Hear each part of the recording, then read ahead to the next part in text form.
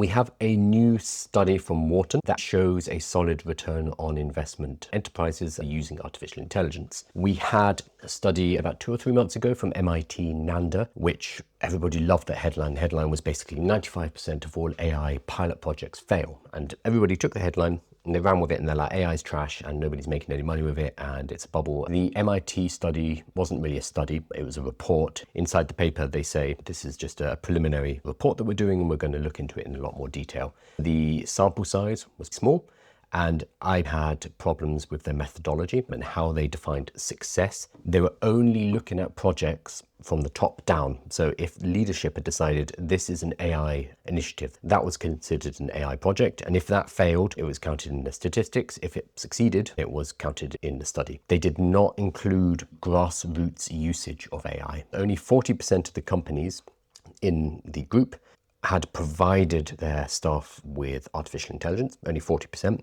However, 90% of the staff surveyed were using AI. An additional 50% had their own AI to help them work. AI is useful and they're using it on a daily basis at the grassroots level. They found that when it was used at the grassroots level for daily tasks, integrating it into existing tasks, it was successful 83% of the time. The study focused on big flagship projects which did not succeed. But remember that most flagship projects don't succeed anyway, regardless of AI or not. So that was the MIT study.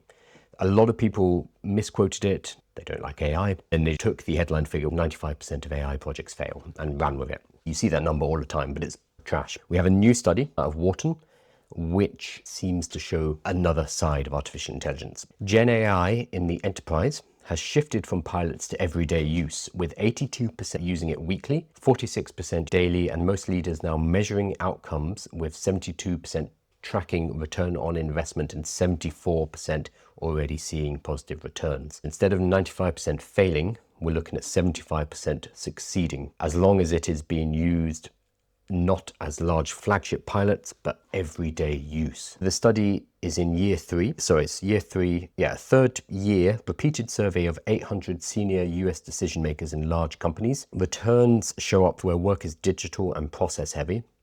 AI is very good with data. With tech and telecom at 88% positive ROI, banking and finance and professional services at 83%, manufacturing 75%, retail 54%, negative ROI is rare at less than 7% of companies surveyed. It is successful, it just has to be grassroots level. It cannot be top down.